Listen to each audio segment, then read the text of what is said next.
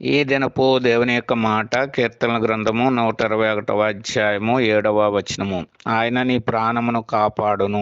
ప్రాణమును, ఈ ప్రాణము గురించి దేవుడు మాట్లాడుతున్న మాట ఏంటంటే, ఒక మనుషుడు లోకమంతా సంపాదించి తన ప్రాణమును కోల్పోయిన ఎడల అతనికి ఏం ప్రయోజనము అని దేవుడు చెప్తున్నాడు.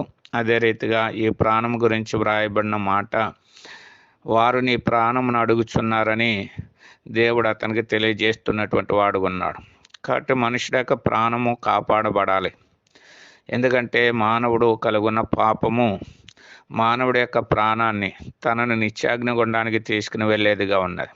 కాబట్టి నిత్యాగ్నిగుండా నుంచి మానవుడి యొక్క ప్రాణాన్ని కాపాడడానికి దేవుడి లోకంలోనికి వచ్చి తన ప్రాణం పెట్టి మన ప్రాణాన్ని రక్షించడానికి ఇష్టపడుతున్నాడు. ఆయన మన రక్షకుడని, మన ప్రాణాన్ని కాపాడేవాడని ఎవరైతే నమ్ముతారో వారి ప్రాణాన్ని కాపాడుకునేవాడు ఉన్నాడు. కాబట్టి మనం కూడా ఆయన యందు విశ్వాసం ఉంచి మన ప్రాణము కాపాడుకుందాము గాక.